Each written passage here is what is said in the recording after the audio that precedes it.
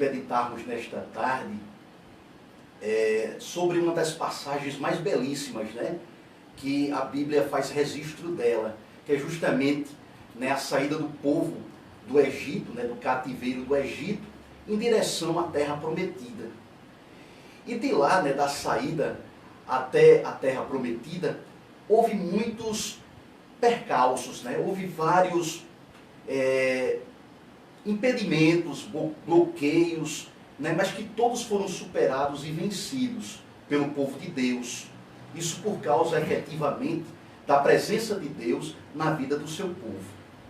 Aqui no livro de Êxodo, capítulo de número 12, verso 37, diz o seguinte: assim partiram os filhos de Israel de Ramsés para Sucote, coisa de 600 mil de pé, somente de varões, sem contar, né, os meninos.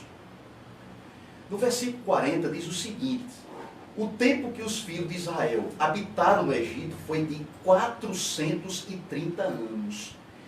Então, aqui no capítulo 12, como eu disse para vocês, versos 37, dizia que a quantidade de gente era inumerável.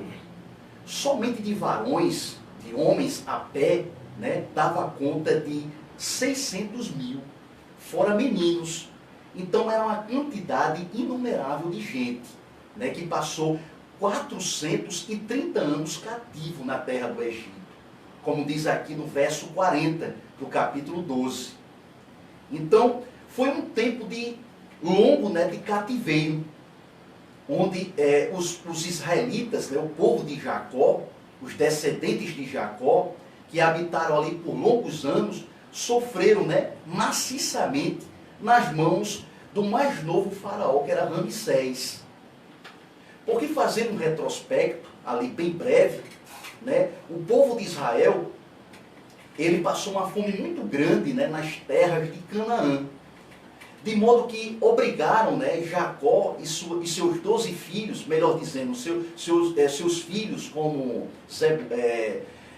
Levi e tantos outros, né, saírem, né, da sua terra e habitar no Egito, né, pelas mãos de seu filho José, aquele mesmo José, né, que foi levado como escravo para a terra do Egito, e lá foi exaltado governador. E pelas mãos de José, né, todas as tribos, todos os filhos de Jacó, melhor dizendo, né, que se organizaram em tribos, fizeram do Egito a sua nova moradia. Mas não foi o Egito o local que Deus escolheu para que o povo dele pudesse habitar. Então foi um tempo de escravidão. Foi 430 anos vivendo numa terra estranha, né, sob a forte oposição, né, do povo egípcio, né, do império egípcio, sobre o povo de Deus. É como se o povo estivesse habitando em terra estranha e a duras penas. Foi assim exatamente, né, o resultado de tanto sofrimento. E chegou um tempo, né, que Deus, ele deu um basta. Ele levanta um libertador por nome Moisés. Moisés, que era filho também hebreu, que foi criado, né, no palácio ali, né, da filha que foi criado ali por muitos anos, né? Inclusive tem até uma coincidência, porque aquele menino, Moisés, quando muito novo, teve ali uma diversidade em relação a todas as crianças, e as crianças, foi determinado que principalmente as crianças do sexo masculino, elas fossem ali mortas, e foi uma determinação do faraó, e dentre as quais estava o Moisés, o pequeno Moisés, o recém-nascido Moisés. Então a mãe dele, né, Joquebede, fez ali uma arcazinha, né, e untou ali, né, com um produto especial para evitar justamente a infiltração de água. E colocou ali, né, aquela criança naquela arca, né, naquele cesto, no rio, um dos rios ali próximo. E aquele menino, ele foi conduzido naquelas águas, e a Bíblia diz que acompanhado de perto, né, pela sua irmã, a Miriam, né, que acompanhava, né, a condução daquela cesta ali, né, com aquele menino inocente. E ali foi um ato desesperador, né, da mãe de Moisés, a Joquebede, para evitar justamente a morte. Isso é muito parecido, né, com o que Jesus passou posteriormente. Porque Jesus também, quando recém-nascido, ele foi perseguido também por Herodes. Né? E existe ali uma intrínseca relação entre os dois. Né? Um libertador do povo de Israel do Egito e o futuro libertador eterno, né, nosso Jesus. E o que é que ocorre? O rio, ele conduz aquela criança que de forma milagrosa consegue escapar, né, da morte. Primeiro do faraó, né, que perseguiu todos os recém-nascidos para justamente dar cabo da vida desses recém-nascidos. E Moisés, ele escapa da dupla morte, né? A morte provocada pela perseguição do faraó, como eu acabei de dizer a vocês, como também do rio. Né? E ali, o pequeno Moisés, ele é detido ali, e algumas moças, dentre as quais a filha de faraó, ela desce, né, ao rio e contempla, né, aquele cesto, e ali estava uma criança. E aquela criança, ela conseguiu achar graça, né, aos olhos da filha de faraó, para que preservasse a sua vida. E o que é interessante é que a irmãzinha mais nova do Moisés, ela acompanha, né, o cesto, e quando começa a haver ali uma discussão para saber com quem ficaria, né, o pequeno Moisés, e ela sugere, né, como criança, olha só, né, que interessante, ela sugere como criança, né, que aquela filha de faraó entregasse justamente o pequeno Moisés para ser criado pela própria mãe. E aquilo ali, né, aos olhos de Deus, né, e das pessoas que ali estavam, é algo maravilhoso, porque o Moisés é criado pela sua própria mãe e recebe a proteção e o carinho e a criação da sua própria mãe. Por quê? Porque ele adquire ali, né, no seio da sua família, a mesma tradição, para que não perdesse o vínculo, né, a tradição de seus pais, a crença no Deus único de Israel. E ele se formou ali, né, com todo esse ensinamento. Mesmo que depois ele fosse colocado a serviço, né, do palácio de Faraó e se tornasse ali instruído em toda a ciência do Egito, porque o Egito na época era uma grande potência mundial, né, e Moisés foi um homem muito sábio, e criado nos palácios, né, no palácio de Faraó, com toda a instrução, como eu disse a vocês, e conhecimento do povo egípcio. Deus estava preparando ali um grande libertador para justamente conduzir o povo de Deus, né, pelo deserto. E eu vou dizer para vocês por que pelo deserto. Porque eles tiveram que passar pelo deserto. Os desertos da vida, inclusive, de nossas vidas, né? Porque existe todo um simbolismo, né, da literalidade bíblica com a nossa vida, com a nossa vida particular, com a nossa vida nos dias de hoje. Existe uma relação intrínseca entre aquilo que é material com aquilo que é espiritual. Então, olha só, estava posto em um grande desafio. Um homem que deixava o conforto do palácio para sofrer junto com o povo de Deus no deserto. Porque ele tinha tudo para, né, evitar que isso acontecesse, frustrando os planos de Deus e permanecendo no palácio. Porque Deus ele deu o livre-arbítrio para todos nós. Ele se negar a realizar a missão. E aos poucos ele ia compreendendo que o lado onde ele deveria estar, no caso Moisés, era o lado do povo de Deus. E ele deixa o conforto do palácio. Isso também a gente remete à pessoa de Jesus, porque lembra-se o que diz lá na Bíblia Sagrada, que Jesus deixou a sua glória. Jesus deixou o céu. Jesus deixou o seu trono para se fazer humilde, para sofrer aqui conosco na terra, para sentir as mesmas dores que nós sentimos, né, para se tornar homem como nós somos homens, sujeito a dores, sujeito a sofrimentos, sujeito a tristezas, porque a Bíblia diz que Jesus chorou, Jesus foi perseguido. Então tudo isso Jesus passou. E o interessante é que Moisés é um símbolo de Cristo no Velho Testamento, porque ele passou por tudo isso. Depois que ele decidiu sofrer com o povo de Deus, ele também passou a ser perseguido pelo Ramsés, que era o novo faraó da época. Principalmente quando ele sugere ao Ramsés, o faraó, né, que liberasse o povo para cultuar Deus no deserto. E a Bíblia diz que o coração de Faraó foi endurecido. foi endurecido mais ainda, mais do que o normal. E o interessante a se perceber é que Deus, ele, endurecido pelo próprio Deus, inclusive. Porque Deus, ele queria ser exaltado em cima da dura cerviz de Faraó. Era em cima da dureza de Faraó que Deus ia operar um grande milagre. Agora, a saída do Egito, meus amados, é muito difícil. Porque há pessoas e pessoas que se acostumam com o sofrimento. Porque nós, seres humanos, e aí eu explico a vocês por que desta minha afirmativa, nós somos seres adaptativos. Nós somos seres adaptativos. Um exemplo, a deficiência. As pessoas aprendem a conviver com suas limitações físicas. Então isso é o quê? Uma adaptação. Então o povo se acostumou a ser escravo mesmo. A viver debaixo do pesado jugo de Faraó. A viver debaixo das amarras de um império, né? De um império escravizador. E a Bíblia diz que quando o povo ele foi chamado para sair, para fugir, porque é assim que foi dito pela palavra, que o povo fugiu. Que o povo ele teve que sair às escondidas. Porque Faraó ele não queria liberar o povo. Então, a gente pode tornar esta literalidade da palavra aqui posta, como também a força e a servidão que o pecado ele tem, né? Manifesto na vida das pessoas também.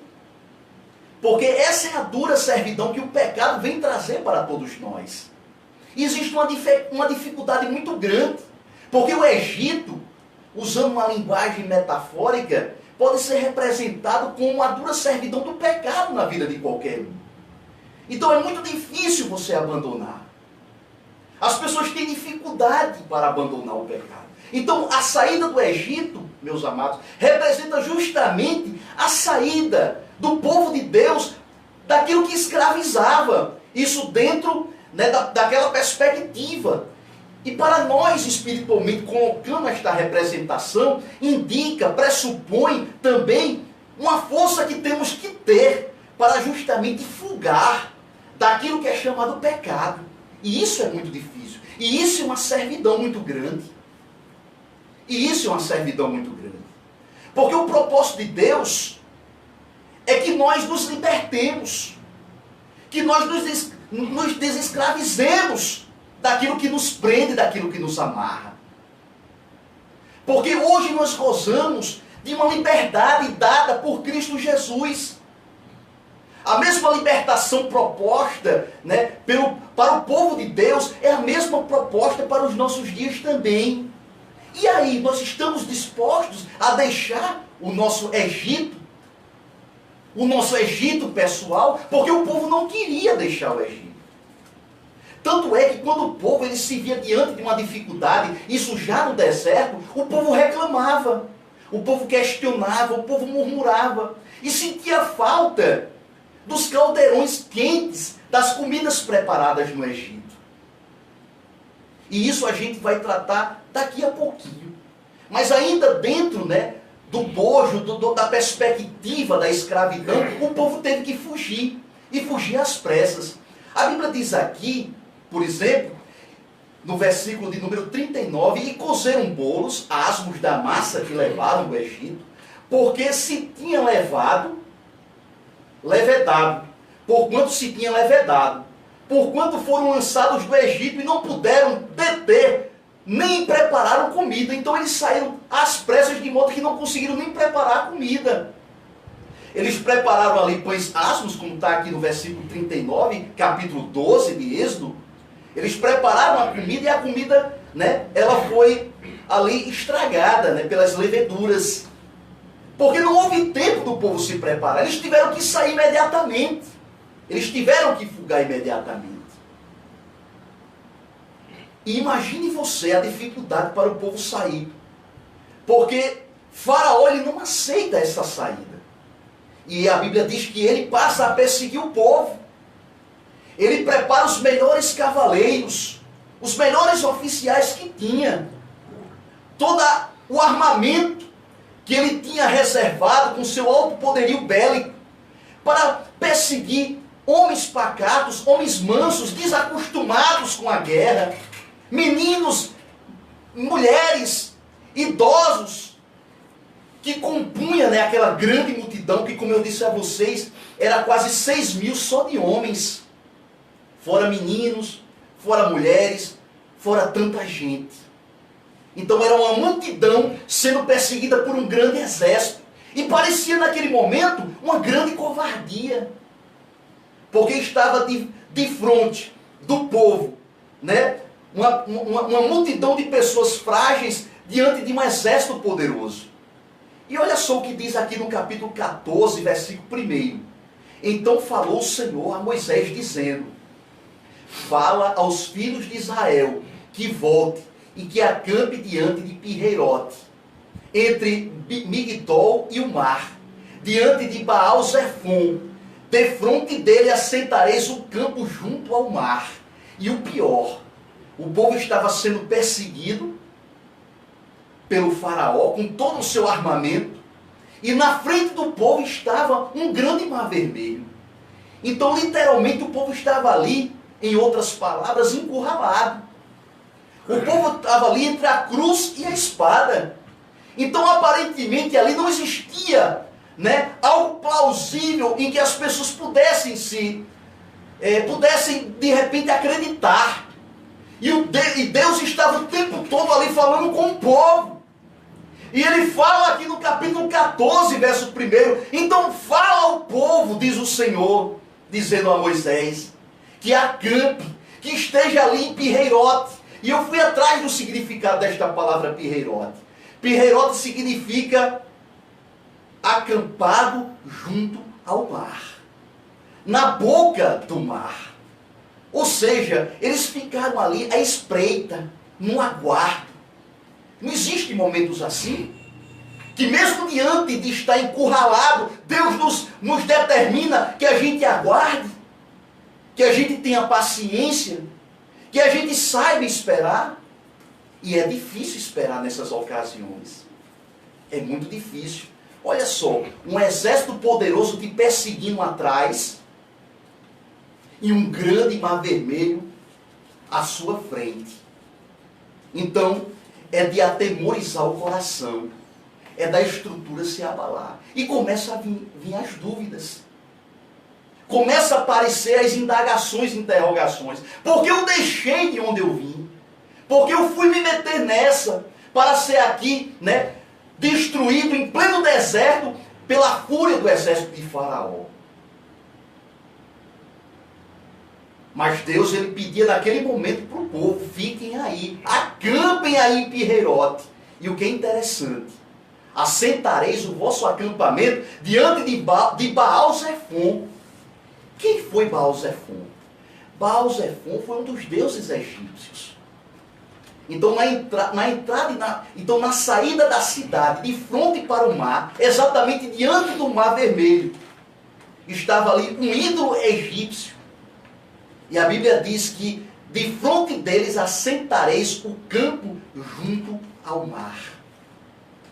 Simbolicamente isso indica para nós o quê?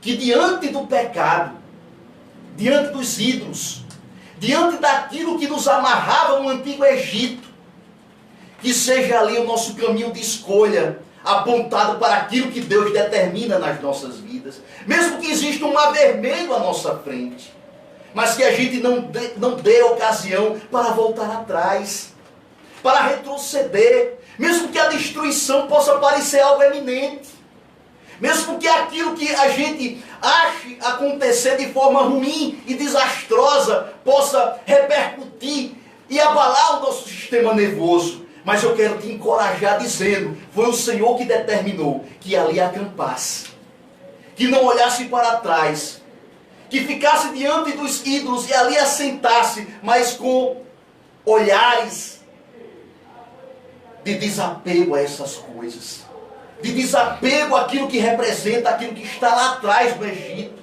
aquilo que está atrás da nossa vida do passado. Para a frente é que deve se olhar. Então, diante da dificuldade, saiba aguardar a voz de Deus. E aquilo que crescia, né, no coração das pessoas em termos de medo.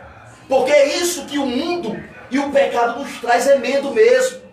Insegurança. Quantas pessoas agora, neste momento que nos acompanham, estão passando por medos e inseguranças?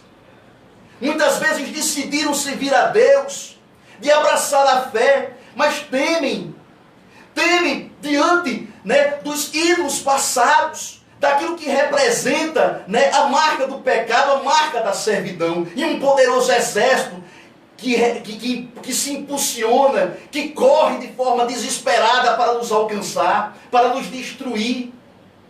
Porque esse é o propósito do adversário, é destruir as nossas vidas. Mas eu quero dizer para ti, que aquele mesmo versículo que está ali no Salmo 91, aquele que habita no esconderijo do Altíssimo, na sombra do Onipotente, descansará. Em outras palavras, Deus tinha pedido para que o povo acampasse ali por pouco tempo, mas que o povo descansasse ali, que o povo se assentasse. Então, muitas vezes, nós estamos desesperados. Não há palavra de conforto que a gente entenda e se acalme. É como se aquilo não se processasse na nossa mente, porque existe uma dúvida. Existe uma imprecisão do povo, uma desconfiança em Deus, uma desconfiança no Senhor. Mas eu quero dizer para vocês que o teu medo, aquilo que está te atemorizando, vai se converter, como diz aqui no versículo 31 do mesmo capítulo 14. E viu Israel a grande mão que o Senhor mostrará aos egípcios. E temeu o povo ao Senhor, e creu no Senhor e em Moisés, seu servo. Então, olha o que diz a palavra. O medo que está aqui registrado no capítulo 14, verso 10 de Êxodo.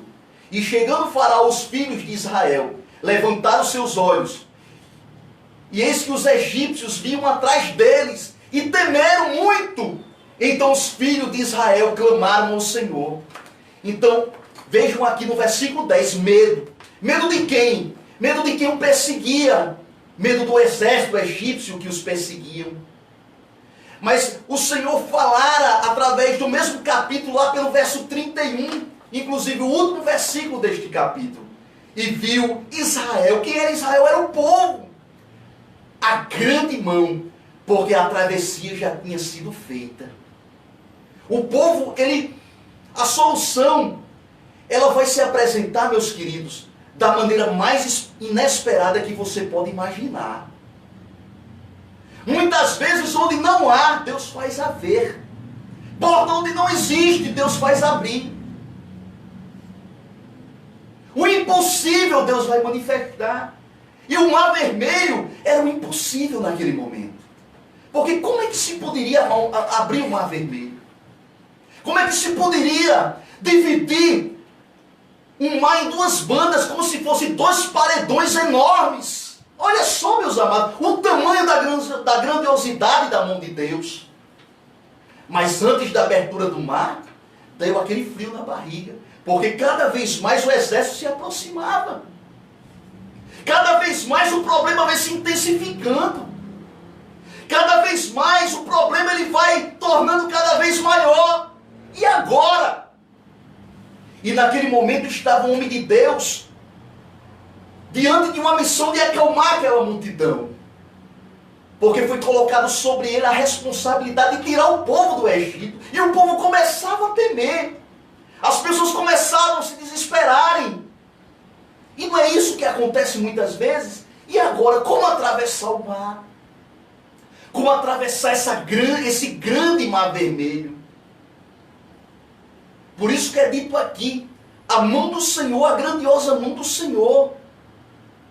E de repente um vento oriental, como diz aqui no versículo 21 do capítulo 14. Então Moisés estendeu a sua mão sobre o mar, e o Senhor fez retirar o mar por um forte vento oriental. Toda aquela noite.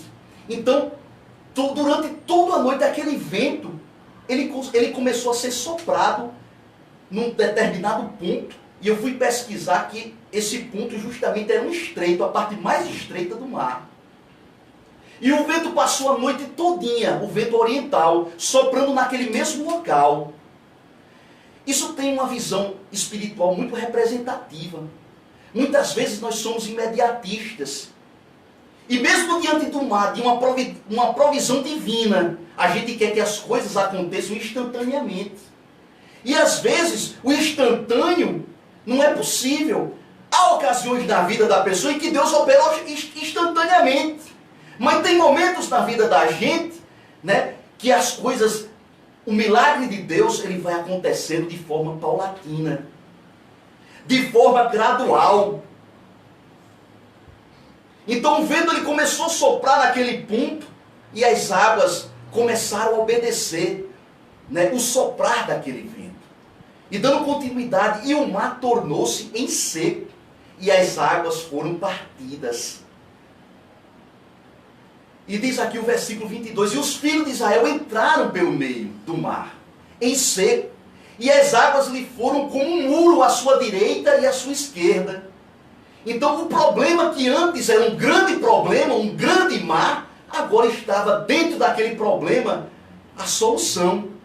Porque o problema muitas vezes, meu amigo, minha amiga, te incomoda. Qual é o problema que não incomoda as pessoas? Mas é dentro daquele cenário, dentro daquele problema, que Deus vai repartir. Que Deus vai tornar resolutivo aquele problema. E ele vai se dividir em dois. E você vai passar a seco. Vai passar com teus pés a seco. No meio daquele problema. No meio daquela grande turba. No meio daquela grande dificuldade. E o que é interessante, o que vinha atrás, versículo 25, 23. E os egípcios que seguiam-nos. Porque o adversário o tempo todo ele não desiste. Ele trabalha diuturnamente, perseguindo mesmo. E através da figura aqui do exército egípcio, eles os perseguiam. E entraram atrás deles todos os cavalos de Faraó, os seus carros e os seus cavaleiros, até o meio do mar. Porque a partir dali, Deus bateu o martelo. Porque a partir dali, do meio do mar, eles não iriam mais perseguir o povo de Deus. E o povo de Deus ia cumprir a sua travessia em segurança. Porque a partir daquele momento, é quando Deus diz assim, basta. E todos os inimigos do povo de Deus foram destruídos. Como diz aqui, e viu Israel a grande mão que o Senhor mostrara aos egípcios. E temeu o povo. Aquilo que antes era medo, passou a ser agora temor. Temor diante de um Deus que é grande. Diante de um Deus que é poderoso. Diante de um Deus que não mudou. Muitas vezes a gente torna Deus um Deus pequenino. Um Deus insignificante diante do problema. Nós colocamos um problema muito maior do que Deus. Mas a mão de Deus não está encolhida. A mão de Deus não diminuiu. A mão de Deus continua estendida. A mão de Deus continua libertadora. A mão do Senhor continua destrutiva em relação a todos os inimigos do povo de Deus. A tudo aquilo que sufoca e persegue o povo. E o povo agora estava do outro lado. Há poucos instantes, uma noite anterior, o povo estava diante de um grande desafio, diante de um grande mar. E não é assim diante das dificuldades da vida. Estamos diante de um grande mar. E muitas vezes esse grande mar está dentro de um cenário noturno, muitas vezes.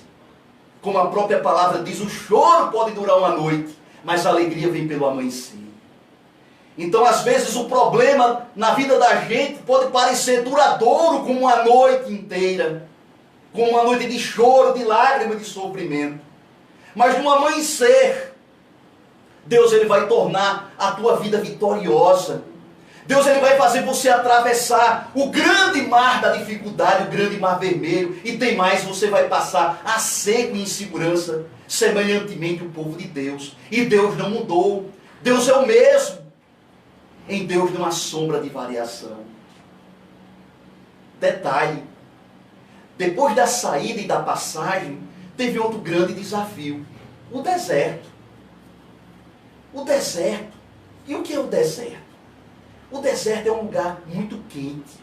Temperaturas escaldantes, Marcela. Temperaturas intensas. E Deus, ele não abandonou o povo dele. Deus, ele colocou uma nuvem de dia. Uma nuvem que foi trazer o que? Sombra. Lembra do Salmo 91? Aquele que habita no esconderijo do Altíssimo, na sombra do Onipotente, descansará. Então Deus colocou uma nuvem. Deus sabe a tua delimitação. Deus sabe a tua dificuldade. Deus sabe que você não vai conseguir sozinho atravessar o deserto. Ele providencia uma nuvem. E aquilo que é quente, escaldante, vai ficar refrigerado. Porque a nuvem, que é a companhia de Deus sobre a tua vida, ela vai permanecer. Porque Deus sabe que aquela carga que você está passando, você não vai conseguir levar, nem atravessar o deserto sozinho. Por isso que Deus está ali. Aí você pode dizer, e a noite? A noite é frio o deserto. Extremamente frio. A temperatura cai de tal modo que chega a casas abaixo de zero. E o povo ia sentir frio. E Deus sabe que o povo ia sentir frio. E Deus sabe que o povo ia reclamar. E Ele providencia à noite, seu Ivaldo, uma coluna de fogo para esquentar o povo no deserto. Essa coluna de fogo, meu amado, é a presença de Jesus. Ele não nos deixa um minuto sequer. Sabe por quê? Porque Ele quer que você atravesse o deserto. E lembra-se que eu disse a vocês que ia dizer para vocês por que o deserto? Por que passar por tudo isso após a saída e a travessia do mar? Porque Deus sabia que se o povo enfrentasse outro caminho mais curto, o povo ia desistir da caminhada. Porque no caminho mais curto estava outro exército, que eram os filisteus. E diante dos filisteus, o povo ia temer, o povo ia fraquejar, o povo ia querer voltar a retroceder. E Deus, sabendo disso, fez o povo o quê? Arrodear o deserto. Fez o povo o quê? Circular no deserto, tomar mais tempo no deserto. Porque o deserto pode parecer até algo ruim, mas o deserto nos traz uma grande lição. Porque foi no deserto que o povo viu os maiores milagres de Deus. Foi no deserto em que Deus se manifestou pessoalmente. E o povo teve fome. E Deus providenciou o maná. E aqui tem uma definição do que é o maná. Olha só o que diz aqui no capítulo 16, versículo 31. E chamou a casa de Israel, porque o povo reclamou. O povo mesmo testemunha nos milagres, o povo reclamou. Não é assim. Nós somos eternos inconformados. E a gente às vezes até questiona o próprio Deus. Assim que o povo atravessou o deserto, o povo teve fome e o maná foi providenciado. E olha aqui a definição do maná. E chamou a casa de Israel o seu nome maná. E era como semente de coentro. E era branco. E seu sabor como bolos de mel. Então, era algo que desceu do céu. Vinha toda manhã. Após a alva da manhã. Após o amanhecer. No amanhecer. E eles viam como se fosse sementes espalhadas pelo chão. E diz aqui a palavra, e era como se fosse sementes de coentro. Cobriam toda a terra, de tamanha quantidade de maná que descia do céu. Deus, ele dá, meu amado, com fartura. Deus providencia com fartura, para mostrar que ele não abandona seu povo. Então o maná representativamente representa o quê? A presença de Jesus. Porque o maná é alimento. E Jesus, quando se apresenta nas nossas vidas, ele vem deixar justamente o que diz aqui, sabor como de mel. Eu me reporto aqui, assim que o povo atravessou, que entrou, que pisou no deserto, eles sentiram sede, porque o deserto desidrata, é quente. E o povo começou a reclamar da falta de água. E outra presença de Jesus ali, representativa, porque tudo é uma simbologia. Lembra do maná? Maná para alimentar com o sabor de mel. E as águas amargas de Mara foi outro desafio. E o povo começou a criticar, porque faltava água. E quando o povo pensou que aquelas águas eram águas doces, eram águas amargas. Por isso que o nome daquele lago era Mara, amargas. E não é assim nas nossas vidas? Às vezes nós estamos amargos como as águas de Mara. E sabe o que é que Deus fez? Deus providenciou dentro da amargura, das águas amargas de Mara, o lenho que tornou aquela água doce. E eu quero concluir a mensagem de hoje finalizando com isso. Deus te tirou do Egito, te tirou da servidão, fez você atravessar aquilo que você não imaginava atravessar, um grande mar vermelho, uma grande dificuldade na tua vida, a vitória sobre o pecado. Você se depara com as águas amargas de Mara, uma crise espiritual, a crise que o povo passou por causa da necessidade de água, mas Deus não deixará faltar água, e dentro da amargura daquela água, Deus tornará doce, porque o lenho que representa Jesus, que é o cair na água, vai tornar aquelas águas doces também.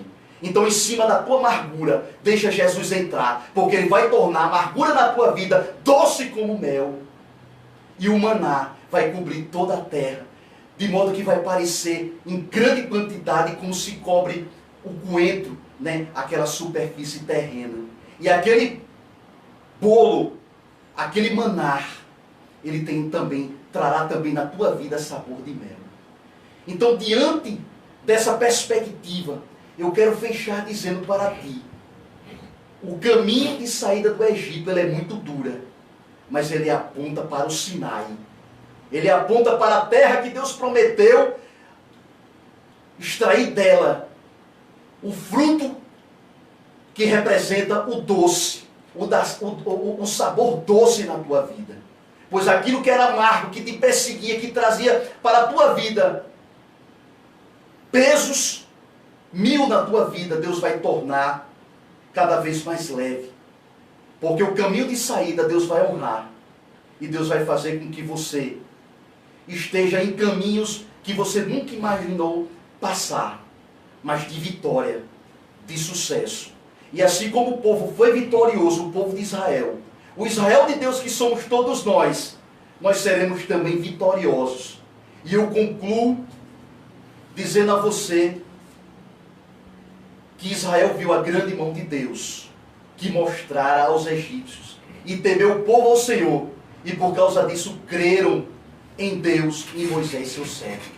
Então Deus, nesta tarde, está dizendo para ti, que o maná, que a água que era amarga, que tornou-se doce, que através do lenho se tornou-se doce, que a travessia que parecia algo impossível, que fez uma fenda, uma abertura no meio do mar, que a saída do Egito, que parecia algo difícil, porque um exército poderoso e furioso parecia se aproximar tanto, de tal modo a destruí-los.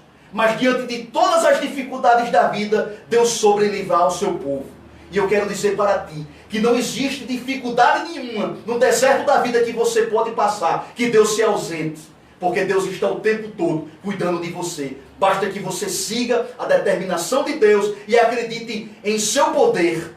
Porque Deus, nesta tarde, finalizo dizendo, Ele vai criar uma situação nova na tua vida, para glorificar o nome dEle, o nome do Senhor. E Ele será exaltado neste teu problema. E eu creio, e você crê também. E todos nós dizemos amém. Tá certo? Então a gente fica por aqui com essa mensagem, que você possa gravar no teu coração. E eu creio que a amargura da tua vida, ela vai cessar hoje, porque Deus, Ele vai tornar as águas amargas doce como mel, em nome de Jesus. Que Deus abençoe a todos. Estamos chegando ao finalzinho, mas antes eu quero dizer a seguinte frase, encerrando o programa. Deus, nesta tarde, providenciou uma grande vitória na tua vida. E você vai postar aí a vitória de Deus, porque profeticamente o Senhor determina que a gente fale assim. Porque Deus, Ele fala ainda, Deus se comunica com o seu povo. E nesta tarde, Deus está abrindo uma grande vitória em face deste grande problema que você está passando. E aquilo que é amargo vai se tornar doce, em nome de Jesus. Até segunda-feira, se Deus quiser, neste mês.